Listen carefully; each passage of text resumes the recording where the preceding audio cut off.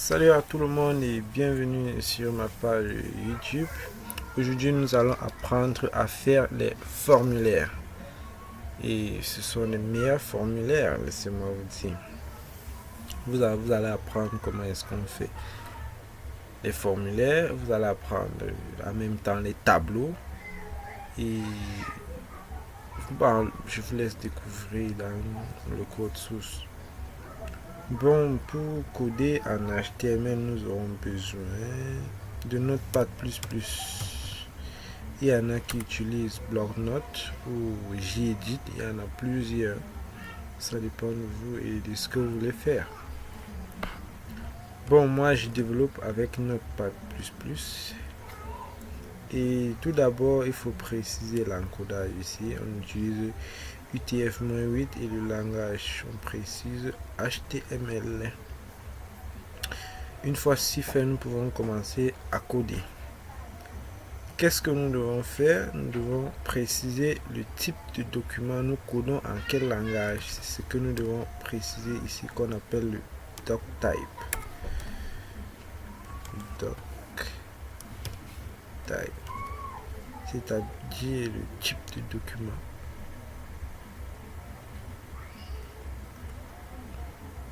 Doctype HTML.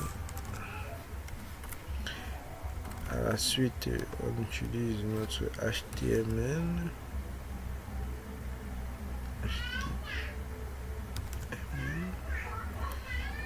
Vérifier un peu ici.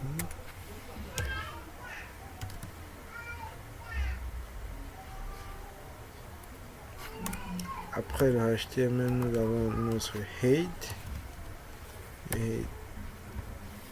Après le head, nous avons le title. Et ici, on va mettre le nom de notre site juste après title, le nom de notre site.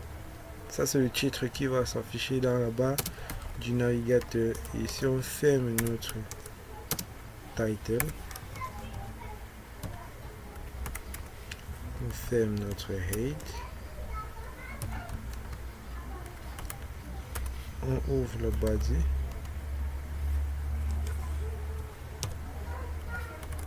on espace un peu et on ouvre encore, on ferme body, pardon, on ferme body et on ferme HTML.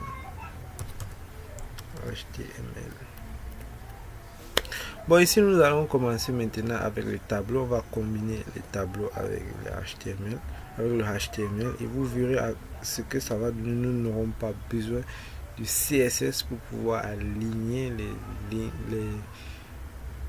les cases à cocher avec les noms et tout ce dont nous allons entrer, bien tout ce dont nous allons demander à l'utilisateur. Bon, nous allons commencer avec table. Nous allons demander un table. Ici on met un border, vous verrez à quoi ça sert, le border, et on ferme notre table.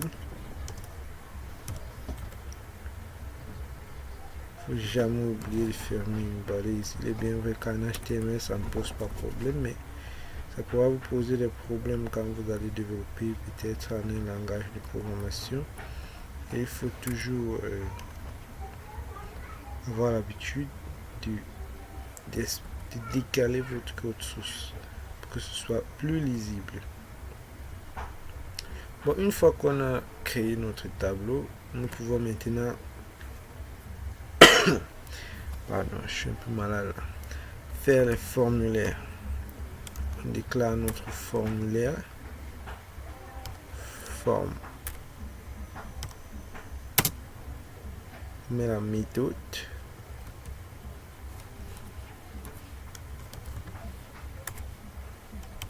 Il existe deux méthodes qu'on utilise sur le formulaire, la méthode post et la méthode get.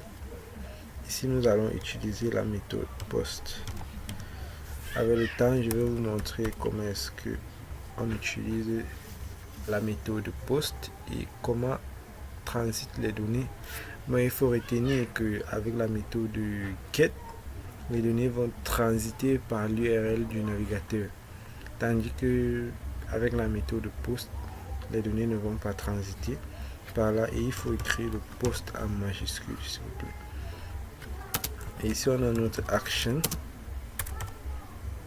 qui est la page qui va traiter notre formulaire PHP. On peut appeler document.php, document.php. Il faut retenir que le document dont nous allons écrire plus tard, on va enregistrer ça sous l'extension document. On va enregistrer ça sous le nom document.php pour que les données puissent bien transiter par là. Mais nous n'aurons pas besoin de ça pour le moment. Mais laissons quand même. Et ici en bas, on ferme notre formulaire.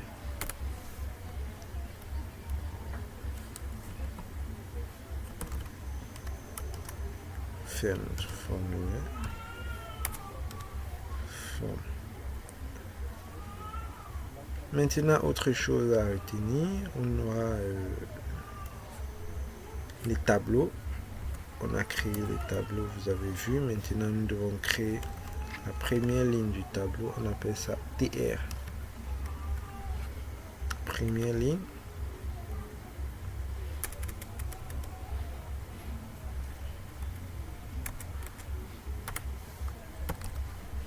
On ferme notre TR. Et à l'intérieur du TR, on met les TD. Donc, qu'est-ce qu'on va demander à l'utilisateur? On va demander à l'utilisateur d'entrer son nom. On écrit là. Et pour préciser que c'est un champ important, on met l'étoile. On ferme le TD.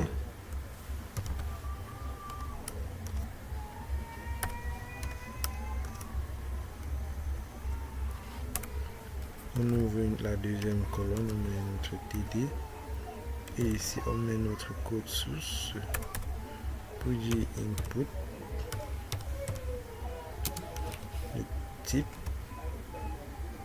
Input.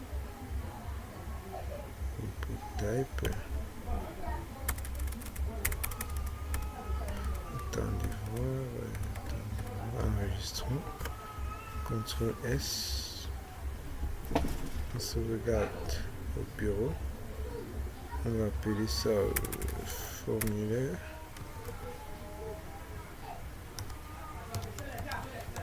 Formulaire.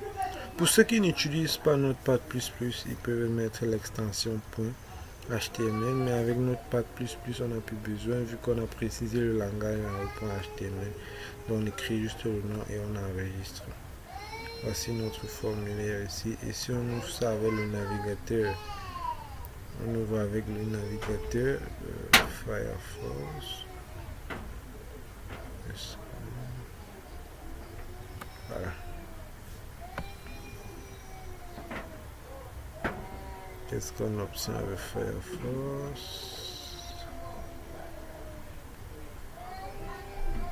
Oh, il me demande les mises à jour de mon Firefox. Ah, Firefox installe les mises à jour. Ah, ça va s'ouvrir, c'est là.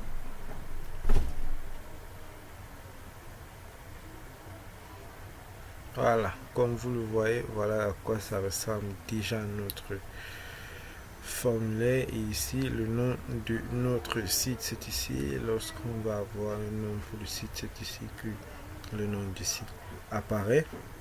Et ici c'est le champ qu'on demande à l'utilisateur. Vous vous demandez pourquoi ceci. Je vais vous expliquer plus tard pourquoi cela. Et ici, nous pouvons continuer avec notre code TD. Pour dire la deuxième colonne, vous verrez ce que ça va donner. On ferme notre TD. Et ici, on dit input. Le type.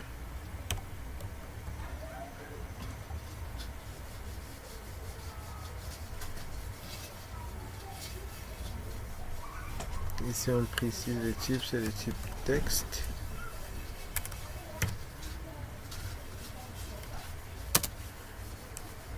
le name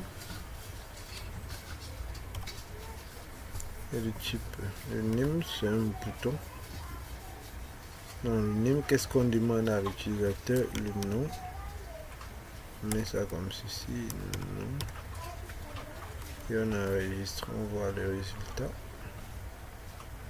Oh, qu'est-ce que ça donne comme ça? Une mauvaise chose. On vérifie si dans notre code source, ce qui n'est pas bon.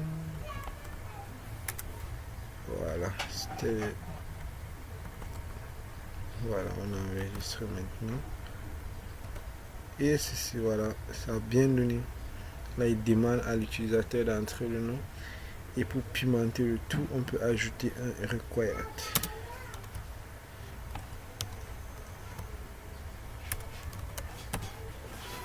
Required pour dire un champ important. Si à jamais on veut soumettre notre formulaire, il faudra que cette case soit remplie. Je vais vous montrer pourquoi je dis ça. On a TR là, on fait notre TR. Et ici on a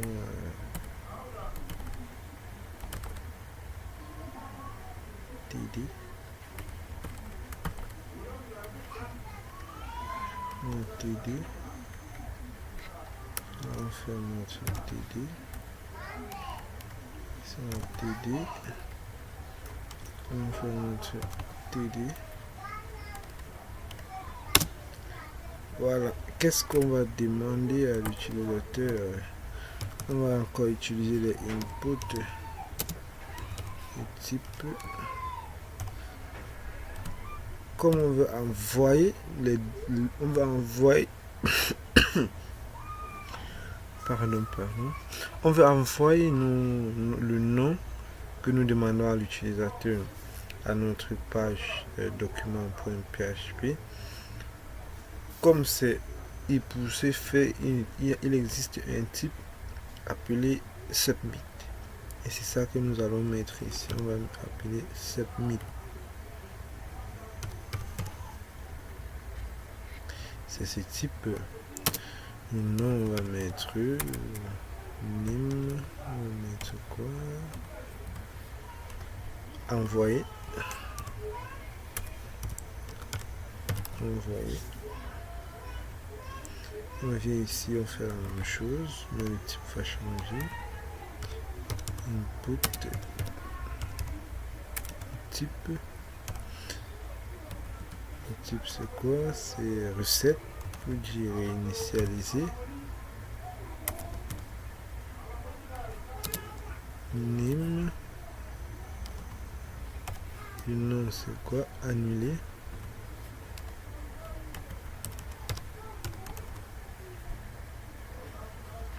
On enregistre, on voit ce que ça donne.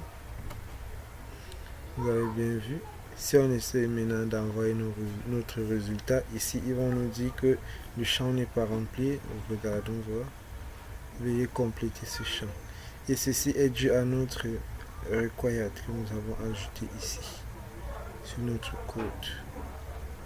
Là, ça nous évite de gérer des trucs en PHP ou en CSS. Et l'avantage de combiner les formulaires avec les tableaux, c'est quoi? C'est que ici, directement, la case qu'on demande le nom est directement collée et on n'utilise pas les BR. Pour ceux qui savent un peu, une fois de plus, pardon. Pour ceux qui ont déjà utilisé, qui ont déjà eu à faire les formulaires ou ceux qui se battent à faire les formulaires, ils savent ce que BR signifie, pas seulement les formulaires, même dans tout votre code source HTML. Lorsque vous voulez passer à la ligne, vous utilisez le BR. Mais ici, si vous observez bien mon code source, il n'y a pas de BR, il n'y a rien de ce genre. Bon, ce que nous allons faire maintenant, c'est continuer notre formulaire. Et je vais enlever le border dont j'ai mis plus haut ici et vous verrez ce que ça va donner. Allons-y voir. On enregistre et on actualise. Maintenant vous voyez ce que ça donne. On a l'impression d'avoir un formulaire déjà tout fait.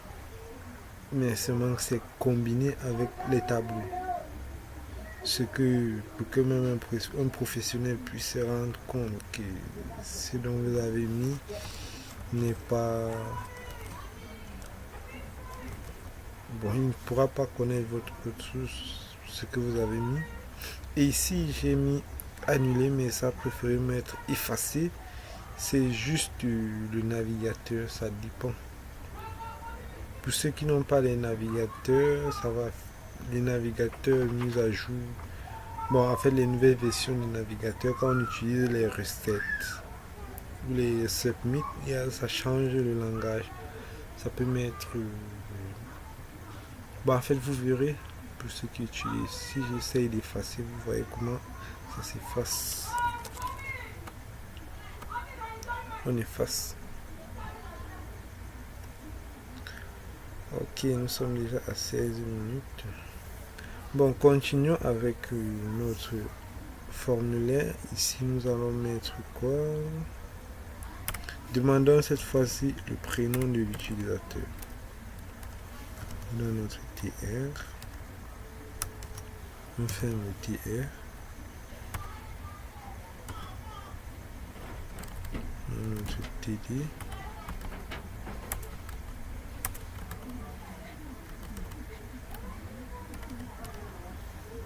TD. TD.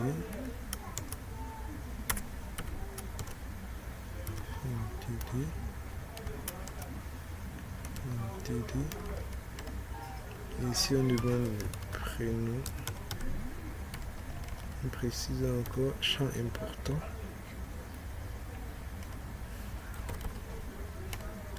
Ici on aura input type. Vu qu'on va encore demander un champ, ce qu'on demande c'est ce qu'on demande à l'utilisateur, c'est d'entrer son prénom, et comme le prénom c'est un texte, le type sera texte.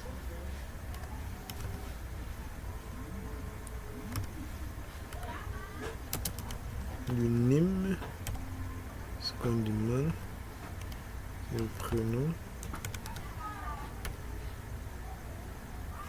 On enregistre et on actualise.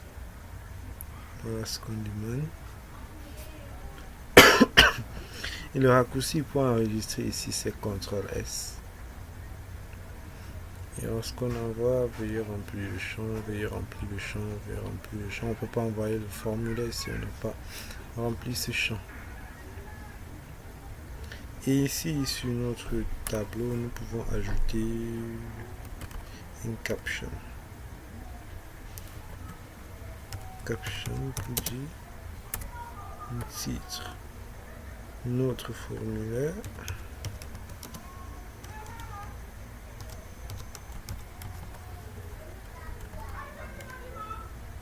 On fait une caption.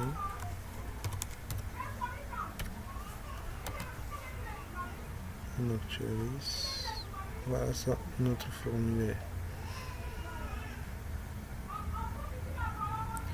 On continue. Qu'est-ce qu'on peut demander? On peut demander l'âge, oui. Le nom, le prénom, l'âge. On demande comment on va mettre l'âge. On continue avec TR. TR.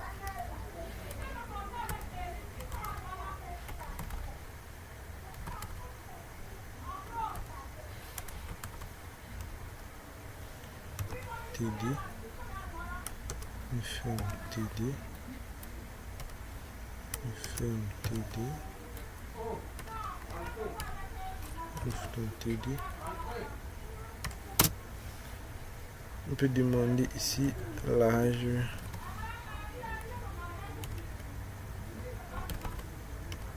Input. Type. Ici le type c'est date. Name. On met toujours date pour dire la date. Date en anglais, date comme ça se prononce, c'est ainsi que ça s'écrit, que ce soit en français ou en anglais. Et vous voyez ici on a jour, mois, année. C'est comme ça que ça vient et c'est un calendrier. Vous choisissez le jour de votre naissance et ça va se charger de remplir le reste automatiquement. Vous pouvez rentrer les années, le mois si vous voulez. Ça dépend de vous. Nous sommes en décembre. Ok. Si vous essayez d'envoyer, il refuse. Même si vous remplissez le premier champ et vous voulez envoyer. Qu'est-ce qui se passe? Ouais, je comprends. C'est juste parce que dans notre second code ici en bas, nous n'avons pas ajouté le required.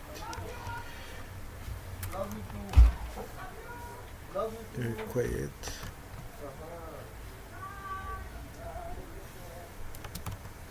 Required. Et vous verrez maintenant. On dit maintenant le second champ il faut remplir. On remplit le troisième champ, ils vont demander de remplir, ainsi de suite. Pour effacer, on efface tout ça une fois. Vous voyez, les cases, les colonnes sont entre elles et les lignes, ainsi de suite. Il n'y a aucun problème à ce formulaire. C'est un bon formulaire si vous l'avez constaté. Et pour préciser que c'est un champ important, on met l'étoile. Et on pouvait encore mettre, pour pimenter tout ça, on peut mettre tout ça dans un file set.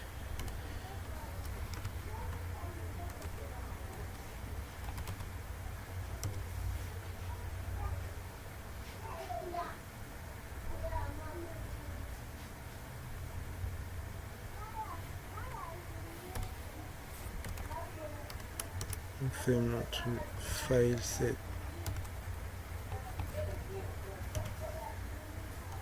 On enregistre, vous verrez. Non, ça doit être dans le formulaire ici. Nous avons mal placé notre file set.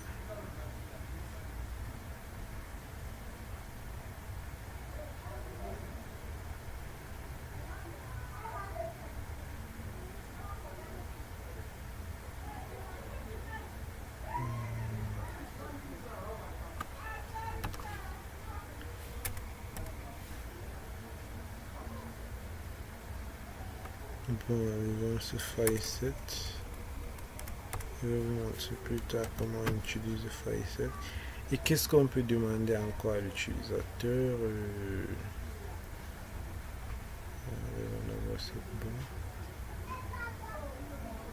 On peut demander encore à l'utilisateur d'entrer quelles données. On peut demander. On a demandé le nom, le prénom, l'âge. On peut demander le sexe. Voilà. On peut demander le sexe. On veut savoir si c'est une fille ou si c'est un garçon. On utilise le TR.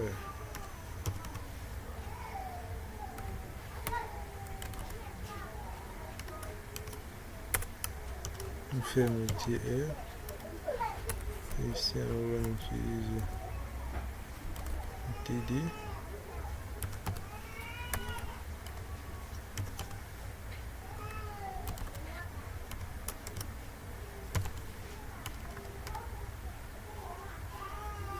On va demander sexe.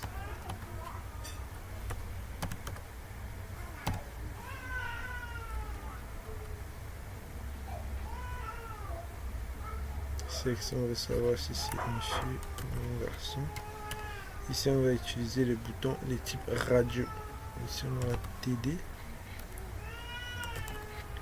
Et c'est ici que tout se joue. Il faut retenir que les objets de type radio doivent tous avoir le même nom. Sinon, l'utilisateur aura la possibilité de cocher plusieurs. Et ici, il n'existe aucun être humain qui peut avoir deux sexes. Donc, on ne peut pas avoir d'être humain avec deux sexes. Et ici, on va commencer, on va dire input type égale radio.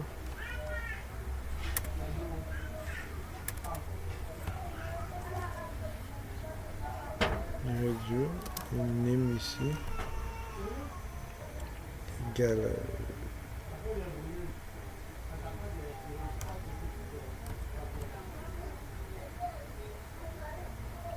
le name ici, on va mettre bouton, on va mettre masculin, oui, on va mettre masculin, ici on met M.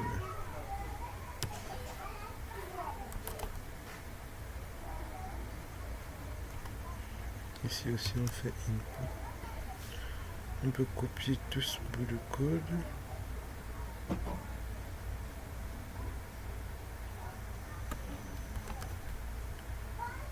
On met ici.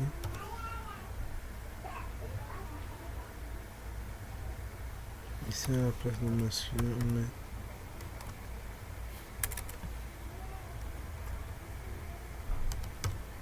féminin. Et on matérialise ça avec F, CTRL S, et on visualise. Vous voyez ce que ça donne. Vous voyez tout ça parce que l'utilisateur a l'option de cocher 2 cases, ce qui n'est pas bon. Un être humain ne peut pas être masculin et en même temps féminin. Donc on va arranger ça dans notre code ici en précisant le name. On va dire peut-être bouton. On va dire que c'est un bouton.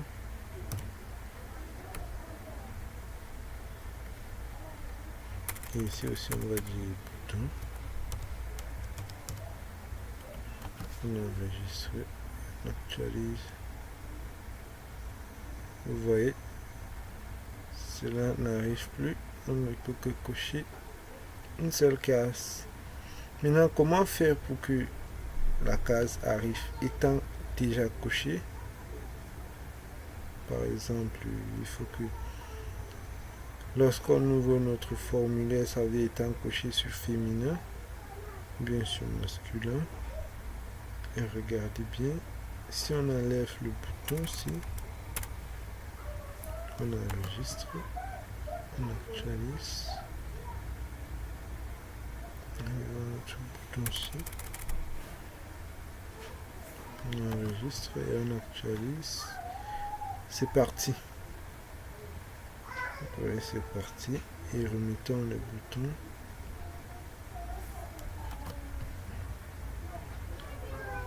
Ça vient cocher automatiquement sur masculin. Mais on veut que ça vienne cocher automatiquement sur féminin. Qu'est-ce qu'on doit faire? À la fin du féminin, on doit ajouter un check.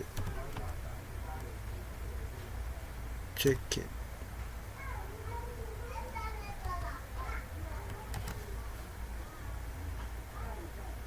Voilà. Ça vient maintenant automatiquement coucher sur féminin.